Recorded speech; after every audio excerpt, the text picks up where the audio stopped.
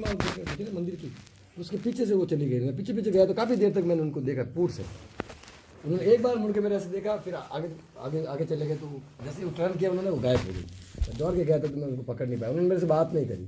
तो मैं घबरा गया। मैंने ऐसी औरत पहले जीवन में कभी देखी नहीं थी। मैंने एक घबराहट हो गई मेरे अंदर, तो मैं बुखार आ गया मेरे को। छोटा ही था, इतना दिमाग था नहीं, गाँव में पड़ा बस। तो करीबन 7-8 दिन तक मैं बीमार था। तो मेरे पिताजी ने मुझे पूछा कि हुआ क्या, तो मंदिर भी नहीं आ रहा है। मैंने कहा वो कोई एक ऐसी औरत है जो मेरे को दिखी, वो तब से मेरे को एकदम शरीर रोम रोम खड़े हो गए और ये ऐसी घबराहट चल रही। तो पिताजी ने कहा कोई नहीं है, वो माँ है। मैं बोला माँ थी तो फिर बोले क्यों नहीं, 7-8 साल तो हो गए, मैं रोज़ मंदिर में एक दिन भी मिस नहीं किया, मैं रोज़ आपके साथ आता था। तो पिताजी ने बोला कि बात करेगी। पिताजी क्या है, पिताजी गुरु नहीं थे, तो पिताजी ऐसे ही भक्त थे। तो मैंने ये बात मेरे बड़े भाई साहब को बताई थी। मेरे बड़े भाई साहब उस समय गुरुदेव रामलाल साहब से जुड़ गए थे। मेरे भाई ने कहा कि गुरु करना पड़ेगा, गुरु के बिना भगवान बात नहीं करता है, तो चाहे कितनी भक्ति कर। तो वो मेरी बात उस समय इतनी समझ में नहीं आई। फिर मैं बेंगलोर चला गया। पढ़ते पढ़ते ही मेरा दोस्त आया और मैं बेंगलोर, मुझे बस पैसा कमाना था करके मैं बेंगलोर चला गया। बेंगलोर गया, वहाँ पे कमरा लिया मैंने, सेठ ने मुझे कमरा दिया। वहाँ पर मैंने राम और कृष्ण की भक्ति शुरू करी। मैं वहाँ पर जो टीवी पे चलता था ना प्रोग्राम, जो भी साधु संत आते थे, फिर उन्होंने कहा गुरु करना है। तो मैं आसाराम बापू आया बेंगलोर, सुधांशु महाराज आए बेंगलोर, किरीट जी महाराज आए, मुरारी बापू आए, सारे प्रोग्राम में गुरु करने के लिए भागा मैं। कहीं भी मेरे को पता चलता कि भाई आज यहाँ पर बड़े बड़े होल्डर लगते थे बेंगलोर सिटी में, तो मुझे पता लगता था कि वहाँ वो संत आया हुआ है। तो वहाँ जाता तो वही प्रवचन वगैरह ज्ञान। मैं उनको एक ही मन में पूछता, उनसे हिम्मत होती थी बात करने, अरे मुझे भगवान से बात करने का मार्ग बताओ, एक ही बात पूछता था मैं। उन्होंने मुझे कभी उनकी बातों से वो किताबों की तरह रट ही रहे थे, तो मेरे को समझ नहीं आया। इतना ज्ञान तो भगवान ने, जब मैं ये माला पर, इतना ज्ञान तो मैं बिना पढ़े ही मेरे को हो गया था, जो उतना वो बोल रहे हैं। मैं बोला ये सब कुछ जो बोल रहे हैं वो तो मुझे पता है, भगवान से मिलना है, बात करनी कैसे होगा, तो उन्होंने बताया नहीं। तो फिर मैं थोड़ा दुखी हो गया कि घर में आग लगा के आग में हाथ जलाना, ऐसे मतलब पागलपन करना। बोले तड़पे तो भगवान मिलता है। मैं तड़पना शुरू किया। आस पड़ोसी थे जो परेशान हो गए, रात को रोता था जोर जोर से। वो सुबह एक दिन आया कि यार घर खाली कर दो। फिर उसकी वाइफ बोली कि यार इस भगत आदमी को क्यों घर खाली करवा रहे हो, ये तो कम से कम भगवान को तो याद कर रहा है, कोई गलत काम तो नहीं कर रहा है। वो पूरा फिर वो लोग मेरे को खाना भी ला के देने लग गए, मेरी मदद करने लग गए कि यार भाई तू कुछ भी कर, यार कोई तो रह इधर हमारा, ठीक है। तो फिर मेरे को लगा कि यार नहीं ये लोग परेशान हो रहे हैं, आसपास वाले सो नहीं पा रहे थे। मतलब जोर जोर से चिल्लाता था बस भगवान को। मन में जब उठ जाता तो उठ के यही सोचता था कि तू अब आ जा बस, मतलब मेरे पुकारने में कहीं कमी नहीं रहनी चाहिए। फिर जाके मेरे को ज़्यादा परेशान होने लगी, तो मैंने मेरे भाई को वापस फ़ोन किया। मैं बोला यार इतना तड़प रहा हूँ, भगवान नहीं आ रहा, इतना निर्दय है क्या, इतनी हद हो गई। मैंने कहा यार इतने साल हो गए। तो भाई ने कहा कि गुरु करो, गुरु रामलाल जी से आकर मैं तेरे को बताया ना। बोलो कहाँ मिलेंगे, बीकानेर। तो मैं वहीं से दूसरे दिन ही Bikaner ticket, railway ticket Jodhpur का लेके बीकानेर निकल गया। तो गुरुदेव ने प्रोग्राम कैंसिल कर दिया। उस समय गुरुदेव बहुत कम दीक्षा देते थे, आज दी तो फिर 1 महीने बाद दे रहा। मैं गया उस दिन, पता नहीं सुबह गुरुदेव ने प्रोग्राम किया, आज प्रोग्राम नहीं करूँगा, कैंसिल कर दिया। तो मैं बीकानेर में बहुत रोया, गुरुदेव मिले नहीं। दूसरी बार गया तो मैं जोधपुर उतरा, एक बस करके गया तो नागौर जाके बस खराब हो गई। उधर गुरुदेव ने दीक्षा दे दी। मैं बैठ के गया तो सेठ बीकानेर पहुंचा जब तो गुरुदेव ने दीक्षा ही दे दी। मंत्र किसी को पूछ नहीं सकते, ये उधर वो मैंने वो लास्ट बात सुना। सही बात। फिर तीसरी बार गया मैं, वो भी गुरुवार को जाना पड़ता है। मतलब 3 महीने में मैं करीबन 3-4 बार चला गया। मतलब लगन यही थी मेरे धंधा। सेठ बोला क्या तेरे को बिजनेस करना है कि नहीं करना है, क्या करना है, तेरे को नौकरी करनी तो कर ले। मैंने बोला मुझे नौकरी की चिंता नहीं है, मेरे को मेरे गुरु मिल जाएगा तो फिर देखेंगे जो भी है। थोड़ी बहुत ही पगार आती, पैसा इकट्ठा होता, मैं तो सीधा भागता था ट्रेन का टिकट लेके सीधा। वो ये भी नहीं होता रिजर्वेशन हुआ कि नहीं हुआ, तो घुस जाता मैं ट्रेन में। कई बार बिना टिकट घुस गया। 5 बार मैं ऐसे गया। मैं एक बार गया तो गुरुदेव ने रैली कर दी प्रोग्राम के, अचानक पता नहीं टेंट वेंट लगे, बोला कि नहीं मैं तो आज रैली करूंगा, दीक्षा नहीं दूंगा। अरे यार, और लास्ट में जाके क्या बोला, मैं अकेले आया था बेंगलोर से, क्योंकि बेंगलोर से जो ट्रेन आती थी तो मुझे पता है कि मेरे साथ कौन आया गुरुदेव की दीक्षा लेने। जोधपुर उतरते तो मालूम पड़ जाता, बस में मेरे साथ बैठते, क्योंकि मैं तो पूरी बस में स्टिकर लगा रहा था, क्योंकि गुरुदेव के स्टिकर भाई ने भेजे थे यार कहीं लगा देना। कोई ना कोई तो मुझे मिलता है, मैं स्टिकर लगा रहा था ट्रेन में। तो गुरुदेव जैसे क्या बोले मेरे बेंगलोर से भी भक्त आया। मैंने बोला चलो यार तो है तो कलाकार ही पता है कि मैं आया हूँ, इसका मतलब ये कुछ न कुछ ज्ञान धरा। मैंने मेरे भाई को फ़ोन किया, मारवाड़ मेरे भाई तहसील में अफसर है, बहुत बड़े अफसर अभी भी है। मैंने बोला यार गुरुदेव मुझे कह रहे हैं कि बेंगलोर से भी आया, दीक्षा नहीं दे 5 बार, तो क्या तू घर पे मत या मर जा, ऐसा आदमी ऐसा मेरे भाई काम का नहीं जिसको एक गुरु नहीं मिले। तो मैंने कहा ये क्या कह दिया। तो मैंने हिम्मत रख के मैं वहाँ रोया काफ़ी, वापस आया बेंगलोर आया। करीबन 2-3 महीने तक मैं वहाँ पर वापस ऐसे रोता ही रहा, उस गुरुदेव के फोटो के सामने ही रोता रहा। एक दिन अचानक क्या हुआ कि बेंगलोर में जब गुरुदेव के फोटो के सामने रो रहा था, तो ये देखा कि मैं गुरुदेव सूरज पे बैठे, मतलब बहुत विराट रूप, सूरज से भी बहुत बड़ा स्वरूप कर दिया था उन्होंने, और मेरे को चांद पे बिठाया। और आकाश एक मतलब जोरदार बिजलियों की गड़गड़ाहट में सोने के अक्षरों में चमकते हुए गायत्री मंत्र निकला। मैं उससे बारे गायत्री मंत्र के बारे में कुछ नहीं जानता था। मैं मंत्र मैं कुछ नहीं जानता था, मैंने इतना पढ़ाई किया ही नहीं, मैं तो 12th तक पढ़ा था और इधर लोकल गाँव में पढ़ा था, तो कोई इतना ध्यान ही नहीं था। गायत्री मंत्र गुजरा, मैंने कहा ये कि गुरुदेव ने कहा कि पढ़ उधर बैठे बैठे, तो मैं उसको पढ़ने लगा। तो मैंने कहा कि गुरुदेव, मुझे बराबर साथ, तो गुरुदेव साथ में उच्चारण करने लगे गायत्री मंत्र। क्या मुझे इसकी सिद्धि हुई है? उस समय मेरे को सिद्धि वगैरह समझ में नहीं आ रहा था। मैंने कहा इसकी सिद्धि हुई है, ये जो मंत्र है इसकी सिद्धि हुई है। मैंने बोला गुरुदेव ये छोड़ो, मैं तो मेरे को मंत्र दीक्षा लेने की, मेरे भाई ने बताया कि वो मंत्र देते हैं गुरुदेव, उसमें मुझे ध्यान नहीं था, 4 तरह से दीक्षित करता है, एक ही दीक्षा का मालूम था कि मंत्र दीक्षा।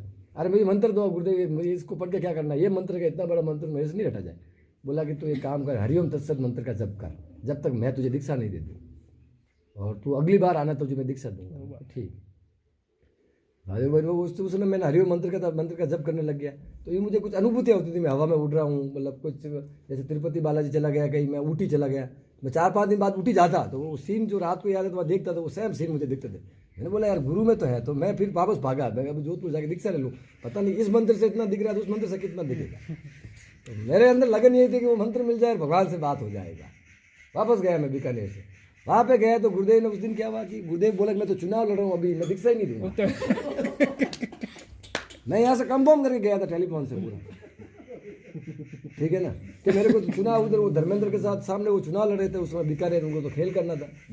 अभी वो तो मैं वहाँ यहाँ जोधपुर उतरा ही मेरे को मालूम पड़ गया, तो भी मैं बीकानेर बैठा गाड़ी में, यार पता नहीं दीक्षा देंगे कि नहीं देते। कभी डेढ़ जोधपुर पहुँचा, गुरुदेव बोले सारी पब्लिक बैठी है, उसमें गुरुदेव प्रवचन इसका चुनाव की बात कर रहे हैं, मेरे दीक्षा तो आज प्रोग्राम कैंसिल, उस प्रोग्राम में बैठा हूँ मैं, और कह रहे हैं मैं बेंगलोर से भी भगत आए। लेकिन यार ये मामला गड़बड़ हो गया, यानी कि अगले गुरुवार तक दीक्षा देंगे गुरुदेव, अगले गुरुवार को मैं दीक्षा दूंगा। बात बीकानेर रुका, होटल में रुक गया मैं, वहाँ 5-6-7 दिन में रुका। गुरुवार आते ही मैं सुबह वहाँ पे गया। उस दिन गुरुदेव तो क्या बोले, हमारे तो अभी वो चुनाव का फाइनल हो गया, हमारे तो कैंपेनिंग चल रही है, 1 महीने तक जब तक चुनाव नहीं हो दीक्षा का प्रोग्राम कैसा। अब यार उस समय हालत क्या हो, अब भाई को फोन लगाऊँ, दीक्षा नहीं हो रही, भाई तो पहले कहते मर दिया, अभी तक चिंता क्यों है, मर जाएगा। मैं अब मुक्ता प्रसाद कॉलोनी गया तो आश्रम भी बंद कर दिया, गुरुदेव तो वहाँ से शिफ्ट हो गए अपने घर पे, चुनाव की प्रक्रिया उनके बेटों के यहाँ शिफ्ट हो गए वो। तो मैं यार उधर गया, मैं करीबन 4 बजे पहुँचा आश्रम के पास। बोले यार तो कुछ नहीं दिख रहा है, मैं इधर उधर देखा तो कोई फ़ोन ही नहीं उठा रहा, सब पब्लिक बिजी है। गुरुदेव के सर से वो उनके घर, एक गुरुदेव का गुरु भाई का घर भी था, उनके घर पे गया, उनका भी दरवाजा लगा, वो भी गुरुदेव के घर पे। मैंने कहा ये कैसे मामला हो गया। वहाँ एक बोर्ड था, एक पत्थर था, उस बोर्ड के नीचे मैंने उस पत्थर को लेके फिर मैंने कहा, मैं उनको क्या गया था यहाँ से, अब की बार दीक्षा नहीं लेके आया तो मर जाएगा ना। मैं क्या गया, मैं मर जाऊँगा, अगर तू मुझे गुरु नहीं बनता तो जी के क्या करूँ। तो भाई से मेरी ऐसी बात हो गई, मेरे अंदर भी इतनी लगन थी उस उम्र में, मतलब इतना टारगेट कर चुका था कि ये गुरु है तो यही मुझे पार डाल सकता। दूसरा कारण ये था कि वो काजलवास से, भाई ने बताया कि वो काजलवास से शिष्य है, ये जितने गुरु हैं इनके कोई गुरु नहीं है, खुद गुरु बन बैठे, कितना भी ज्ञान, लेकिन इनके जो गुरु है उनके समर्थ है। इनकी तो स्टोरी में दादाजी बताते थे कि तो कितना सिद्ध पुरुष थे, ये तो हाथ रखते ही लोगों को कहीं दुनिया दिखाते थे।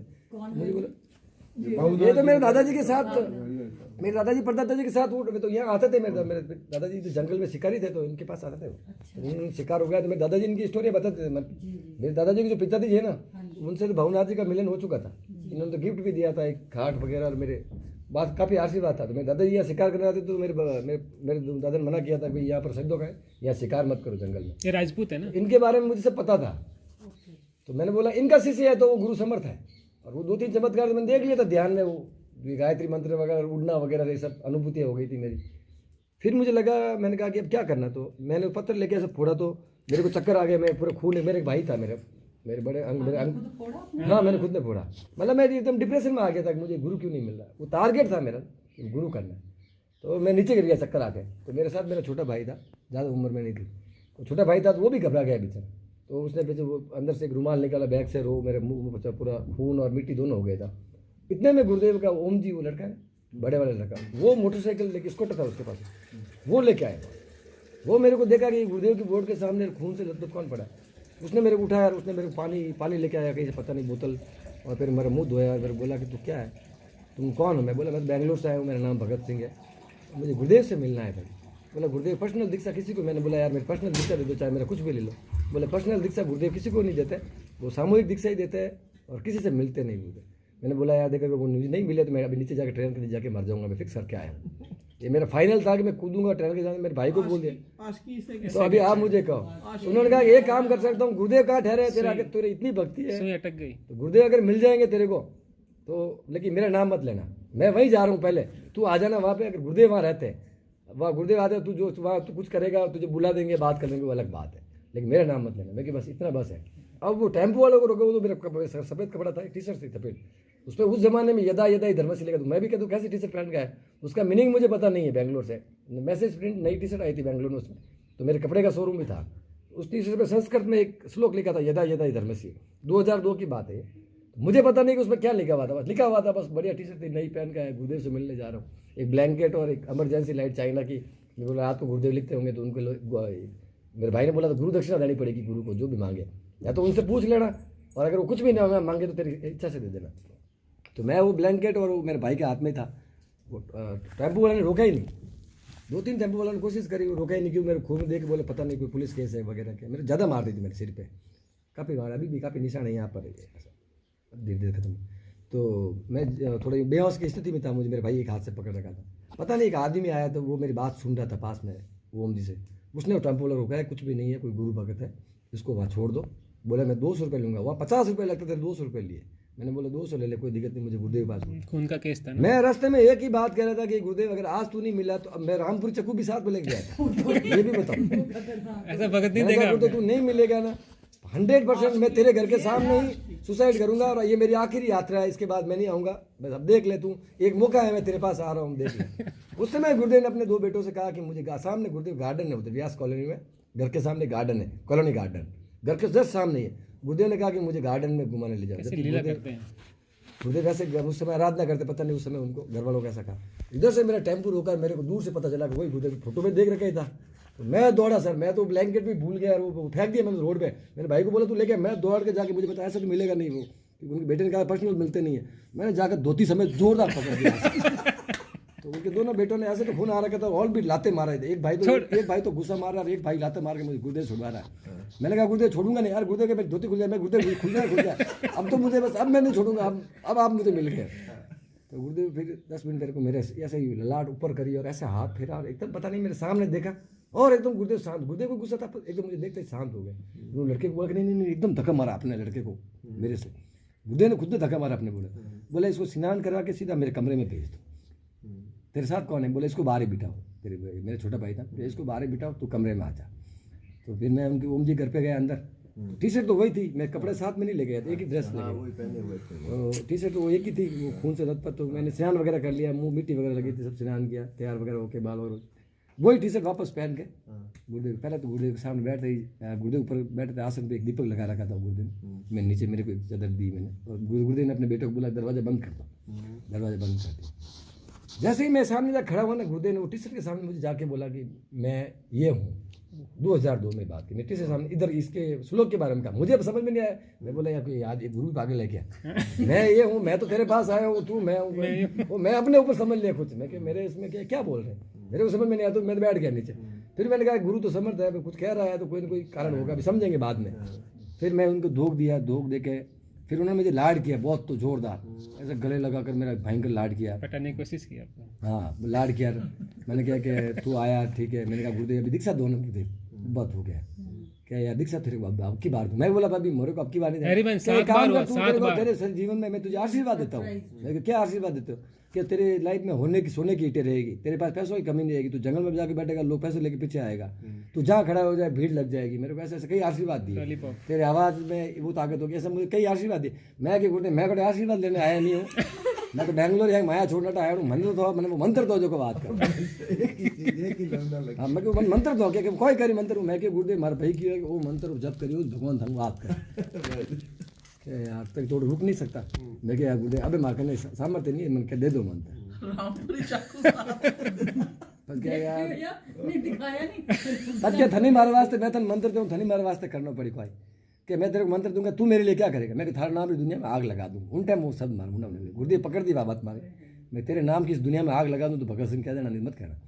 हाँ गुरुदेव खुश रहा उन टाइम, પછી ગુરુદેવ મને મંત્ર દીધો, મેં વટી ધ્યાન કર્યું, મારું ધ્યાન લાગ્યો।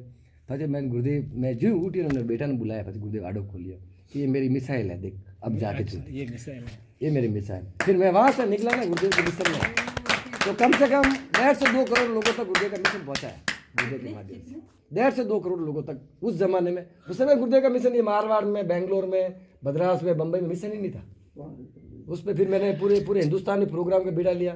फिर मैंने मतलब बेंगलोर में प्रोग्राम किए बहुत बड़े, मद्रास में किए, हैदराबाद में किए, अंडमान निकोबार में किए, पांडिचेरी में किए, बम्बई में किए, सूरत में 9 प्रोग्राम किए, अहमदाबाद में किए, जोधपुर किए, पाली किए, काजलवास में किए, और ऐसे कई मतलब प्रोग्राम बाड़मेर में किए। उसका मैन मतलब मुख्यधार गुरुदेव मुझे है। पंजाब में भी कोई बैठे हुए हैं लोग। गुरुदेव ने कहा कि देख तू तेरी इच्छा से कुछ नहीं कर रहा, किसको मुझे कब खींचना, मैं अपना आप खींचू, तू दौड़ता जा।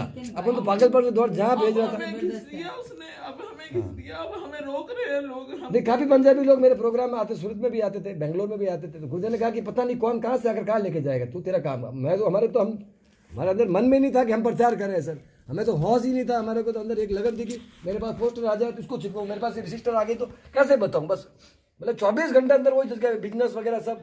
अब बेंगलोर गए, वहाँ से रिक्शा लेके 7-8 दिन में बेंगलोर में सेट बन गया मैं उस कम उम्र में। मुझे देखना है लोग कि यार ये छोटा सा लड़का जो हम लोग इतने साल से काम कर रहे हैं, बेंगलोर के सबसे posh LMG road brigade road में सेट बन गया, और मेरा बिजनेस चलने लगा, मेरे भाई वगैरह सब आ गए, मेरे 40 स्टाफ हो गया, और पैसा ऑटोमेटिक पैसा आ रहा है। मेरे पैसे लेके पैसों को मेरे खुद के सेव करने के लिए नहीं, पूरा पैसा जितना भी आ रहा है, इधर ये आश्रम बनाना है, गुरुदेव प्रोग्राम करना है, बेंगलोर में प्रोग्राम करना है, होल्डिंग लगाना है, जोधपुर आश्रम पैसे भेजना है। पागल हो गया था मैं। गुरुदेव के पास एक बार जरूर 11 लाख रुपए लेके गया था, मेरे बहुत बड़ा फायदा हुआ। मैं बोला यार गुरुदेव को गाड़ी लेके आया, बढ़िया कार। मेरे पहले कार लेनी थी, मैं बोला पहले मेरे नहीं लो, मेरे गुरुदेव को लो। तो मैं 11 लाख लेके आया, तो गुरुदेव ने मुझे बोला कि मैं पैसे जैसे ही रखा, मैंने कहा गुरुदेव आपको कौन सी कार लेकर आए। गुरुदेव आप मेरे गुरु है, आप कम से कम आप दूसरों कारों में बैठते हैं, आपकी गाड़ी खुद क्यों नहीं।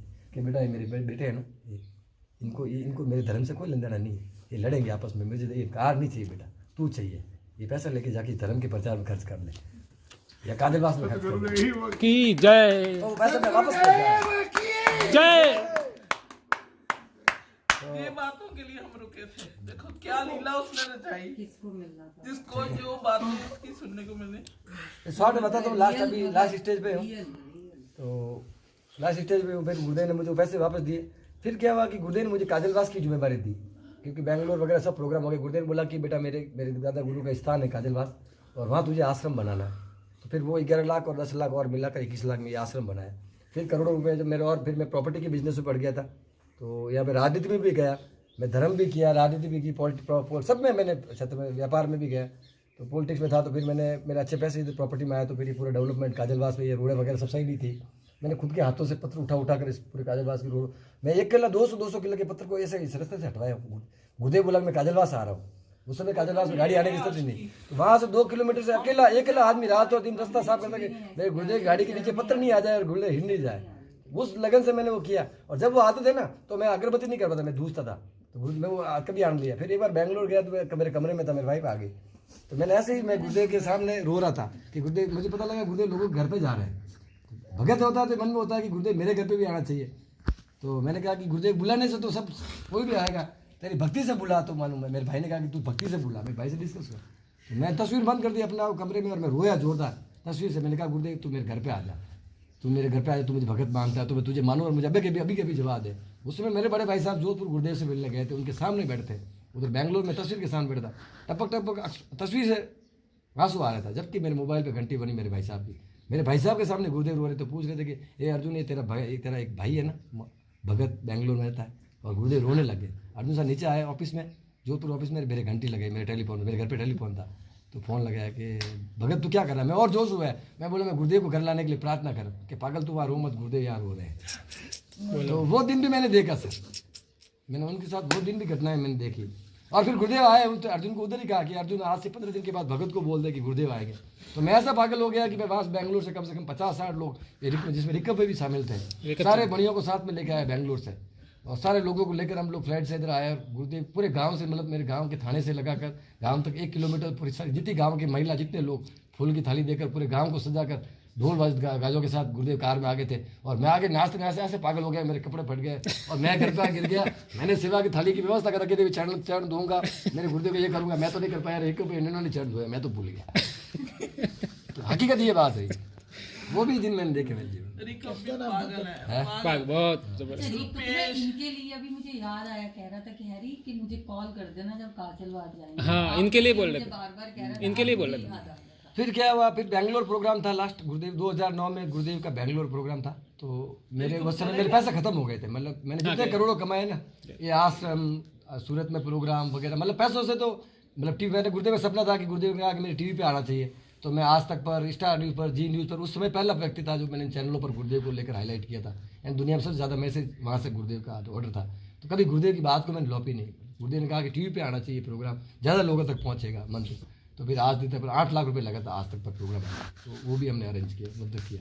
फिर मैं खाली हो गया। लास्ट गुरुदेव का प्रोग्राम बेंगलोर में था 2009 में, तब मैं पूरा खाली हो गया। तो मेरे 6 लाख खर्च, 25 लाख खर्चा आया था बेंगलोर में। तो 19 लाख की तो अरेंजमेंट थी मेरे पास, जो मैंने सब बेचा कर चुका दिए। 6 लाख रुपए कल देना था टेंट वाले को, जो प्रोग्राम 4 प्रोग्राम के 1 महीना रुके थे गुरुदेव। अब मैं रात को रो रहा हूँ। एक उधर बार नागौर से, बीकानेर से सब गुरु भाई आए हुए, एक हॉल लिया हुआ था, जैनों का बड़ा घर, पुराना घर था, जिसमें सबको रोक रखा था, खाने वगैरह व्यवस्था वही थी। जो प्रचार करते थे दिन भर, शाम को वहीं आके सोते। रात को सब मेरे पास सो रहे, वाइट बिस्तर लगे हुए सब पे। मैं सो रहा था, मैं रो रहा था, मैं उठ गया, मैं बैठा हो गया, अकेला रो, सब नींद आने की बात हो रहा था। मैं गुरुदेव सुबह 6 लाख, मेरी जिंदगी मेरे ऊपर कर्जा नहीं हुआ था, अब मैं 6 लाख रुपये कहाँ से दूंगा? इतना पैसा मेरे ऊपर कर्जा हो गया, मेरे फर्स्ट था जो करता हो गया। तो जितने भी गुरुदेव आए तो पहले तो सबसे पहले हाथ ऐसा किया, दूधिया कलर की रोशनी कर दी, जितने भी सो रहे सबको गायब कर दिया, सबके बोले दूधिया कलर की रोशनी होगी। फिर मेरे पास बैठे पलंग में, मेरे पास बैठे, फिर मेरे आंसू पहुँचे। कह रहे पागल तू मेरे कैसा पागल भगत है? मैं क्या हुआ गुरुदेव? क्या मैं तेने 99 करोड़ रुपये 99 करोड़ रुपये दे दूँगा, तुम दूंगा अभी तक, मैं इतना खुश हो गया तेरे ऊपर।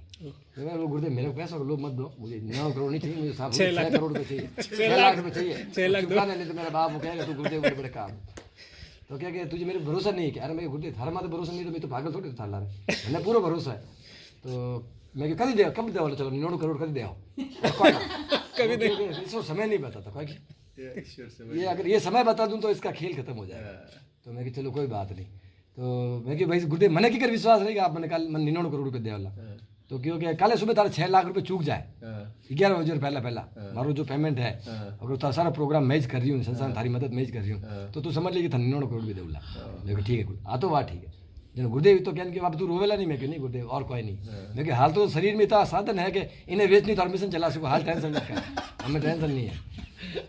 तो गुरुदेव गेट करने गया तो मारा विश्वास नहीं, फाता बोला मैं गुरुदेव 2 मिनट ही आओ, तो मैं तो मजाक तो नहीं करिया गुरुदेव, ऐसा भगत देखा है क्या? मैंने कहा मजाक तो नहीं करिया। मैं क्या 99 करोड़ दे तो परो, लेकिन इतना बयान करूँ क्या? वह भी एक बड़ी समस्या हमारा, हमें बाद में आई, लेकिन इतना बयान करूँ क्या? हिंदी में बोले, हिंदी में मतलब इतना पैसा वो देगा तो मैं उससे करूंगा क्या? वो बाद में दिमाग में गेट पे गया तो मैं वापस बुलाया, मैं मजाक तो नहीं कर रहे हो और आप इतना पैसा दोगे तो मैं करूंगा क्या? तो उन्होंने कहा कि 14 करोड़ रुपए, जब इस मिशन को सबसे ज्यादा मेरी आवश्यकता पड़े 14 करोड़ मिशन में लगा देना, प्रचार में जो देश विदेशों में लोग जाएंगे और उनको जवाब देंगे जो आप मेरे बारे में पूछना है, बाकी पैसा दे रहा। मैंने बोला गुरुदेव ये काम करना, 14 करोड़ मेरे भी देना, बाकी तेरे मिशन में लगा दूंगा, लेकिन धोखा मत देना। मैं फिर गुरुदेव मुस्कुराए और वापस आके बैठे मेरे पास। इसलिए रुके हम।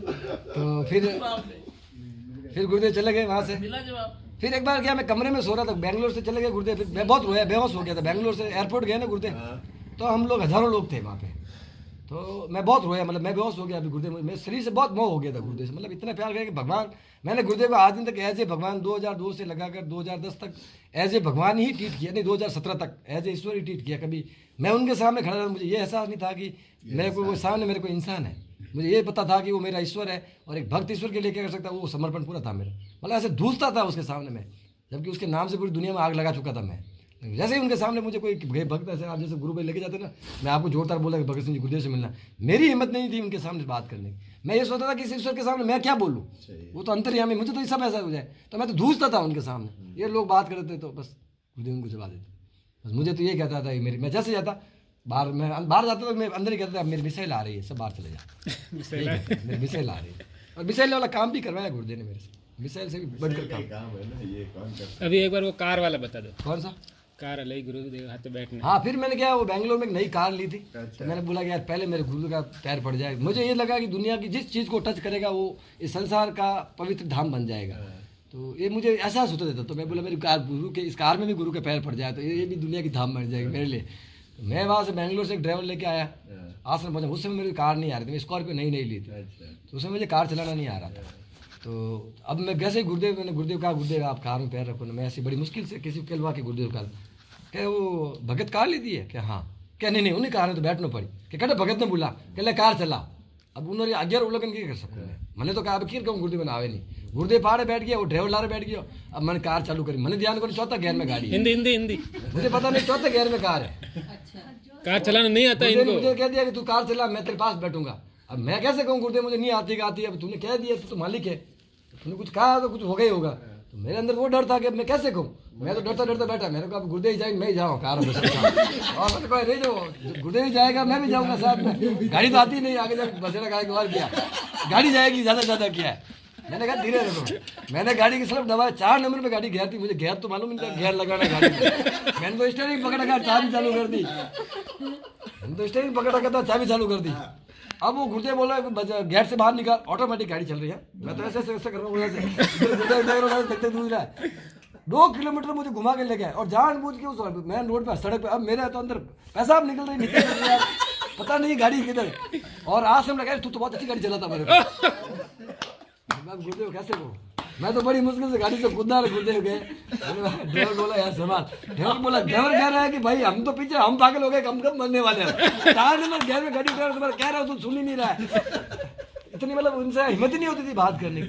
तो ऐसे अजीब गरीब घटनाएं काफ़ी घटी मेरे साथ। ऐसी अनुभूतियाँ भी करवाई जो मेरे गुरुदेव ने मुझे जीते जी साक्षात करवाई। एक बार मैं और गुरुदेव नाम बैठे थे, मुझे गुरुदेव प्रवचन दे रहे थे, ये मुझे अनुभूति 7 साल पहले करवा देती। और फिर मैसूर गए, गुरुदेव मुझे बोला मैसूर जाना है, वहाँ पर एक समुद्र है, वो उधर वृंदावन गार्डन में एक तालाब है, कावेरी तालाब, उसके बाद म्यूजिकल फाउंटेन है। तो उस तालाब में जाने के लिए जहाज का रास्ता है। गुरुदेव ने कहा कि जहाज कर, हम बहुत सारे लोग थे। अब जहाज में बोला कि मेरी जहाज में तू बैठेगा। जैसे ही बैठा उन्होंने 3 बात कह रहे कि वो 7 साल पहले मुझे पता थी गुरुदेव मुझे 3 बात है। जैसे जहाज बैठा वो 3 बात शुरू करी। मैं कि यार गुरुदेव ये बात तुम्हारी सुनी है दिन को आएगा क्या, मैंने तेरे कब सुनाई। थाने में मैंने याद किया, मैंने गुरुदेव मुझे सपने में आगे कहा ना था आपने। तो क्या गुरुदेव ने, मैंने कहा गुरुदेव आपकी तो क्या मेरी हर अनुभूति पूरी होगी, जो तुझे दिखाऊंगा वो पूरी होगी। तो मतलब गुरुदेव की ऐसी कई घटनाएं मैंने सपने में पहले वो 3 बातें आपको बताई थी। हाँ, उसी दिन वापस वो 3 बातें बताई, वो उस दिन वापस बताई 7 साल बाद नाव में। नहीं सकते हमें। हाँ? नहीं वो बता नहीं सकते। वो बताओ हनुमान जी वाला, हनुमान जी वाला। हाँ, एक बार क्या होता कि कमरे में सोए, वाइफ शादी कर लिया, मैंने शादी कर लिया, वाइफ और वगैरह में बेंगलोर में कमरे में सो रहे थे। तो उस समय अचानक पता नहीं मुझे गुरुदेव की याद आई। मैं ऐसे बैठे बैठे रोने लग गया, उनकी याद आई कि यार गुरुदेव क्या इस संसार में तुझे मुझे छोड़ रखा है, मुझे क्या है बीवी बच्चे सब, मैं पूरा पागल, बस मुझे तेरी शरण में ले ले, मैं तो तेरा काम करना चाहता हूँ। तो ऐसे अंदर भी भाव आया कि थोड़ी देर में गुरुदेव आ गए कमरे में। उस समय गुरुदेव जोधपुर थे। तो ऐसा आया वापस, ऐसा हाथ किया कि मेरे बच्चा और मेरी एक लड़की, मेरी लड़की थी जब बड़ी, और मेरी वाइफ दोनों गायब हो गए उधर। व्हाइट कलर रोशनी हैवी डोर किया। मैं बोला कहाँ गायब हो गए। गुरुदेव आके पलंग पे बैठ गए। गुरुजी मैंने मजाक किया, आपने सीधी इतने उसमें क्या हुआ, हनुमान आया, हनुमान हनुमान जी आए जो मेरे कमरे में उड़ रहे हैं। गुरुदेव खामोश बैठे, ऐसे आंख बंद करके बैठे मेरे पास, और मैं देख रहा हूँ हनुमान जी मेरे को छेड़ रहे हैं। देख यार तू देख, मैं उड़ रहा हूँ, मेरे पास सकते तेरे गुरुदेव ने क्या दिया। मैं तो यार मेरे गुरुदेव ने कुछ नहीं दिया, तू तो वास्ते में उड़ रहा है, तू उड़ सकता है क्या। वो मेरे को छेड़ रहा है। फिर वो ऐसे, आप जागृत अवस्था में हो? हाँ जाग रहा हूँ मैं, ऐसे जैसे आपसे बात कर रहा हूँ वैसे। तो ऐसे वो फिर वो नीचे उतर गए, ऐसे उनका घोटा ऐसे रखकर वो खड़े हो गए, एक पैर पे ऐसे गुरुदेव को हाथ जोड़ के। मैंने गुरुदेव हाथ ध्यान, मैं गुरुदेव ध्यान छूटा नहीं यार। तो वो हनुमान जी, मैंने हनुमान मुझे परेशान कर रहा है। वो मुझे पहले भी आकर 1-2 बार पहले भी उन्होंने मुझे आके ऐसे हनुमान जी को छेड़ा। तो ये परेशान कर रहा है कि गुरुदेव तुझे क्या दिया। मैं गुरुदेव मैंने आपको ही नहीं दिया, हनुमान उड़ रही हो। तो क्या हनुमान, तो तू मेरे भगत तू क्यों छेड़ रहा है बेचारे को। क्या नहीं गुरुदेव मैं मजे ले रहा हूँ। हनुमान जी बोल रहे कि मजे ले रहा हूँ इससे। क्या नहीं पागल है, मुझे परेशान करता है कि मैं इससे खुद परेशान रहता हूँ। मैंने गुरुदेव क्या हनुमान जी को कि मैं इससे खुद परेशान रहता हूँ, ये पता नहीं इसके मन में कब क्या है, मुझे दौड़ के आना पड़ता है। क्या तो इसको परेशान मत किया। मैंने बोला गुरुदेव जी अभी गुरुदेव तू मुझे ये लालसा मत दो, ये बात मत काटो आप, अभी हनुमान जी को क्या दिया वो मेरे को दो। अब तो मेरे को एक जिद का सवाल हो गया। मैंने कहा गुरुदेव तो क्या बात, हनुमान तू उड़, कितना तेज उड़ सकता है। हनुमान जी मेरे कमरे में उड़ रहे हैं, मतलब कमरा इतना विशाल हो गया था उस रोशनी से, आकाश इतना कमरा हो गया था। और मतलब हनुमान जी उस आकाश में उड़ रहे हैं बड़ी स्पीड से, ऐसे राउंड गुरुदेव के राउंड काट रहे हैं। मैंने कहा गुरुदेव अबे वो तो उड़े लेकिन मारे तो उड़ा दिया। फिर गुरुदेव ने मेरे क्या शर्ट का ये ऊपर किया और उसमें उन्होंने मेरे नाभि से यहाँ पर सुलाया और बड़े जोर से एक मंत्र फेंक के ऐसे घुमाया मेरे को। मैं हनुमान जी से तेज स्पीड में उड़ा। फिर मैं हनुमान जी बोला था देख ले। ऐसा भी घटना घटी, ठीक है। फिर मेरे 2009 के बाद मेरा 15 शुरू हो गया।